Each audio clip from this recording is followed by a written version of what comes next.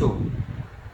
In our last vlog, we said that the vlog that will follow will be about English only. We will speak English only. That's what we said. So here we are, speaking English only. Isn't that right? Yes. We'll try my best to speak English. Yes, we will try our best to speak English. Like what we said in that vlog, we are not really fluent in English. That's why we want to develop our English. We will practice it through this medium of vlogging. So before we begin, we would like first to shout out to famous brother-in-law, Elmer Mendoza. Your cousin. My nephew, James. Isaiah James. And your cousin Tonton. What's the? Antonio Santa Maria. And Joy. Our neighbor, Joy. Oh, help Joy me. and Bheng. Yeah. They helped me during... And also my sister, Corazon. Yeah, and also your sister. They helped me during that night. I think 2 days ago. April 29, Thursday. Yeah. Thursday night. I had an incident wherein I had vomiting and losing bowel. bowel movement. Loose bowel movement. Vomiting and loose bowel movement. It was so difficult, very serious. Because it happened because the one thing that triggered that was the food that I ate. Yeah. It was oily. Yeah. It was oily and the food was oily. Yeah, like what I told before in one of our vlogs, I really avoid eating food that is oily. Because it triggers my vomiting and loose bowel movement. But unfortunately, Femi forgot about that. Yes. What did you forget? No. I thought just because it was menudo the dish is menudo. Yeah, it was given by our neighbor. It was delicious, really delicious, but so happened that Edwin is not I'll say it in I'll translate to you in Tagalog. Sige. Hindi ka pwedeng kumain ng mantika, mga mamantika because it's very oily. The food is very oily. Yeah, I'm not supposed to eat food that is oily. No, that is oily. So I told him to just pick the meat without the oil. Potato without the oil. But maybe because the oil is nakadikit na sa meat. Yeah, the oil it's already in the meat. In the meat. That's why its trigger is vomiting. It triggered my vomiting. So I ate that. So that caused the incident. So they helped me. His brother-in-law. He used his car to drive us to Chinese hospital. That was about 10 o'clock. 10:30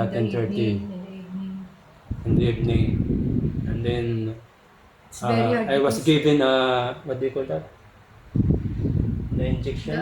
No, it's not injection. The suero. Ano tawag? Yung suero.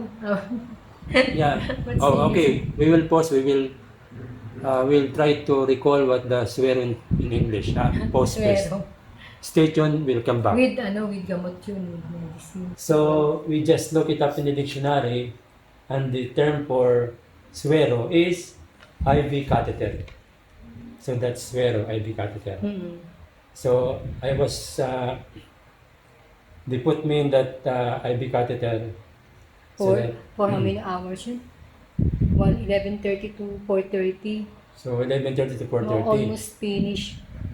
About 5 hours with medicine already. Anyway, usually they put medicine there to prevent the further loose bowel movement.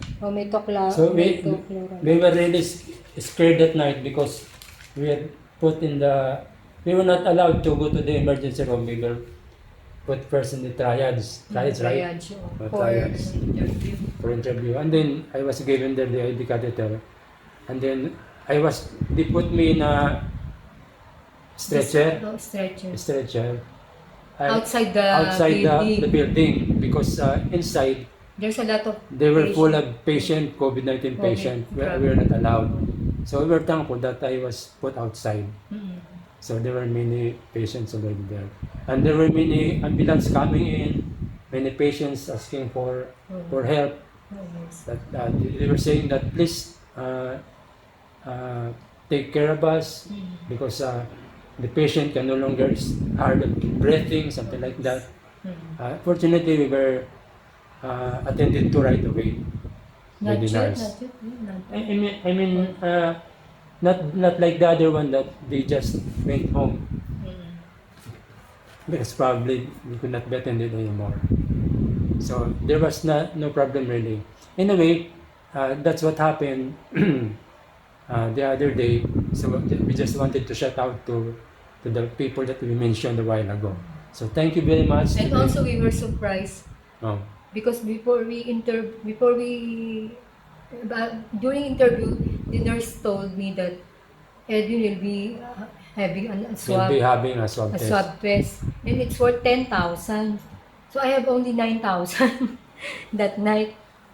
And then when they saw the vital signs of Edwin, it's all okay. And they told me if Edwin have a maintenance. I told them that we don't I don't have. maintenance. So they decided not to Have a swab test for me. So we were able to save money because I did not have to go through a swab testing. So that's one thing also that that was fortunate to us because we just only paid 3,554. Yes. Because also the senior there is the senior discount. yeah, imagine that if I had to have a swab test, that's 10,000. So we were fortunate that it did not push through. Yes. So like I said, this is just a shout out and it took quite long because we really have to give thanks to them, because imagine one of our blog, the topic is about gratitude. So Yes. if we will not give them gratitude, we will not thank them, we will be lying. We will not be truthful to ourselves. So that's it. If you are watching this, you guys who have helped me, thank you very much for helping me. They even went upstairs here. Yes. Because I was trembling that night. I was so afraid. Yeah. I don't know what to do. Femi was so afraid. I can't approach him. I don't want to see him because he's trembling. That's why she went. Embarrassing. That's why it was already around 10 o'clock. And that's why she went to the door of our neighbor and she knocked there. He was quite hysterical. So they were also became hysterical, and then they went upstairs to find out what's happening to me. Yes. Anyway, that's what happened. So once again, thank you to those people who have helped me. God bless to you. God bless to you. I salute you. Thank you very much. Thank you very much. And one more thing before I forget. When we came back and the following morning, our neighbor, Give another. What? but our neighbor thought that He had a COVID. I had a COVID. She gave payment advice. What was her advice? Steam. What is that steam? Steam. Yeah, you will be inside the what's it called this? The Blanket. blanket. So that I will sweat. I will have perspiration. That was the advice given to her. Because, as they say in Tagalog, what do you call that? Tamaan, wag magalit. Bato sa langit. Bato-bato sa langit ang tamaan, wag magalit. In English, stones in heaven, if you get hit, don't be angry. That's a good translation, right?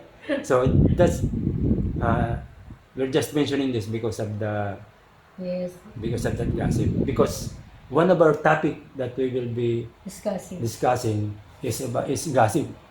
So here's what we'll do for today for our vlog. I pick up 7 topics.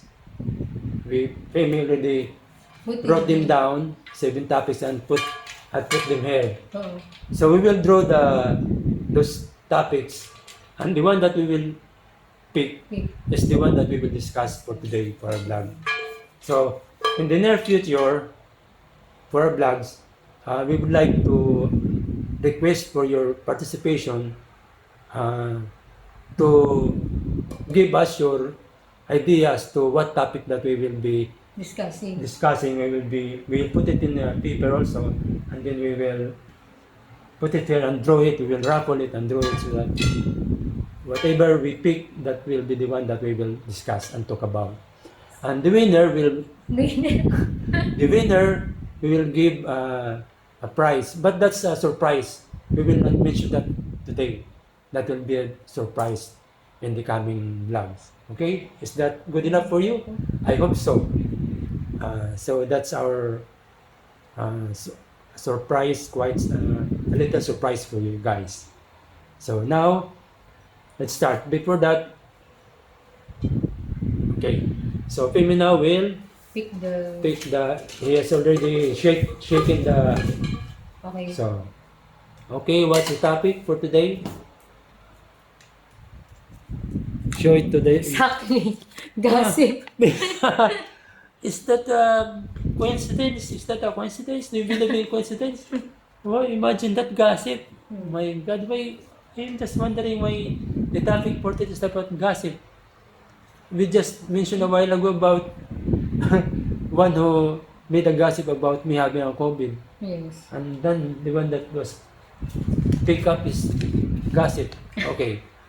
Alright, let's begin now. I will go to my computer here, my laptop, and then I will search for quotes or saying about gossip, and then we'll begin.